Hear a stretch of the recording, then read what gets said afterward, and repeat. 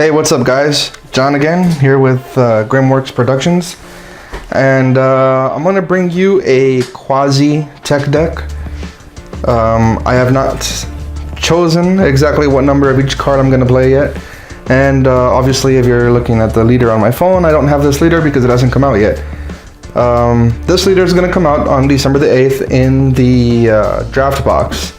It's going to have a bunch of boosters, half from set 1, half from set 2, and it's going to have 4 brand new leaders. Now today I want to talk to you about my favorite of these 4 leaders, what I believe is going to be one of the most amazing cards that DBS has put out yet, and that is Bionic Strike Mecha Frieza. Now this dude right here, apart from the fact that he's Frieza and Frieza's fucking awesome, he has the ability of whenever you play an extra card, you can strike your own life for 1, add it to your hand, and you reduce the cost of that card by 1. Now it does specify that if that spell only costs 1, that the spell is now free. And the ruling for this card has already been declared, and you do not have to have open mana to play this spell. So if you're going to play something like Crusher Ball, which costs 1, you can tap out, have no mana left open, and when your opponent plays his battle card, you can hit yourself for 1 to give yourself a floating energy basically to play Crusher Ball. And so that's going to make your opponent think really hard about what his next move is, because you have 1 mana open, he doesn't know what you're going to do. But now you have no mana open, this card is your leader, and he still doesn't know what's in your hand. Did you tap out because you have nothing, or did you tap out to make him think that you had nothing? It's going to make your opponent think a lot more about what his next play is going to be. So one of the first cards I'm going to play is actually going to be Avenging Frieza. Now Avenging Frieza has the ability of, when it comes into play, you can look at the top 3 cards of your army and pull any Frieza's army card that you choose and put it into your hand.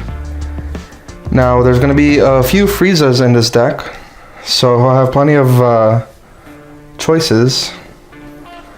The first one is going to be Destructive Occupation Frieza. Now the reason I like this card is because it's going to play both defensively and aggro, in that if you wait for your opponent to attack, you can save 1 energy.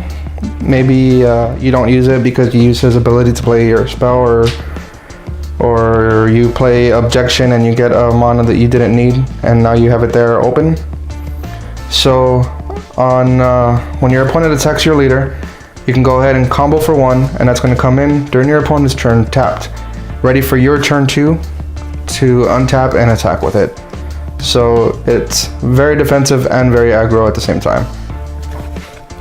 The next card that Avenging Frieza can pull is going to be Mecha Frieza, the Returning Terror. Y'all should already know what this card does. When it comes into play, you can chuck 1 card from your hand, choose any 2 tapped battle cards your opponent controls, and destroy them automatically. And when you do that, he gains double strike for the duration of the turn. And you add that to the fact that he already has dual attack, and he's pretty much going to be the most aggressive early game card that you're going to play. The next thing that he can pull, I actually don't have any, I have ordered them on eBay. Returning Evil Golden Frieza. Now the moment I saw a blue Frieza, I knew that I had to play that card, but I didn't really have a deck that I wanted him to go into yet.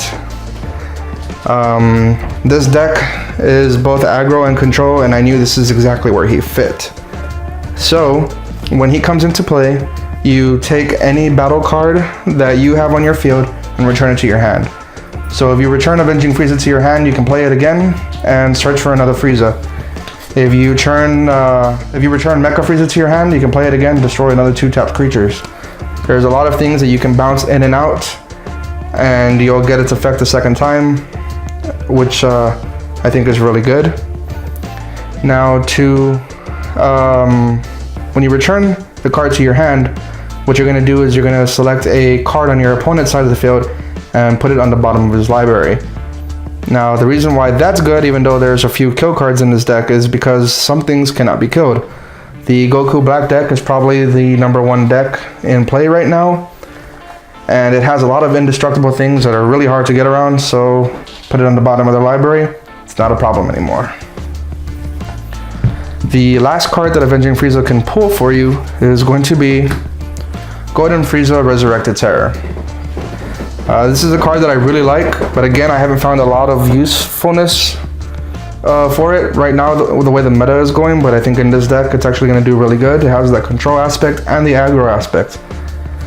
When you play it, if you evolve it onto a Frieza, which you have plenty of Friezas to evolve it onto, including the one that helped you find it, you can destroy all tapped creatures on the battlefield and tap all untapped creatures on the battlefield. So now your opponent has no aggro creatures that he's been attacking you with, and he has no blockers because now they're tapped. And he has triple strike with 30,000, so very aggro, a little bit of control. Now, to get some of these higher cost things out into the battlefield, and because you're already playing blue, Bulma God Tempter, Whis the Resting Attendant, and Objection. Y'all know what those 3 cards do. We're gonna get a lot of energy and we're gonna get it really fast. And since we're playing blue, Energy Boost Beerus comes in for 4 mana. If you control 5, destroy a battle card. And Beerus, General of Demolition. Beerus, General of Demolition is gonna be your final trump card, the last thing you're gonna play for a lot of mana besides Golden Frieza. He has triple strike at 25,000 power, and when he attacks, your opponent must discard 2 cards. If he cannot or chooses not to discard 2 cards, I don't know why he would choose not to, he must sacrifice all his battle cards and all of his energy. So if nothing else has gone right, at the very least, you're gonna take away your opponent's options or take away his entire field. It's always good to have a backup plan. Now the next 2 cards we are going to talk about are going to be just purely combo cards, just there for your defense. Of course, you got to have your free 10,000 card, Dodoria the Emperor's Attendant. Free combo for 10,000 plus draw a card if you have a 4 life or less, which your opponent's going to be hitting you, you're going to be hitting yourself, you'll get to 4 pretty quickly. And one of my favorite surprise cards, I actually don't play this in any other deck, but I have had it played against me several times. And it's a pain in the ass. Ultimate Judgment Jocko. You combo with it for free, you give 5,000 power to your leader, and you return a card in your opponent's combo area, negating all of its effects, and return it to their hand. So they don't get the added bonus, they don't get the ability, and you just put yourself up by 5,000, saving your life. And we're gonna go into the bread and butter of this deck.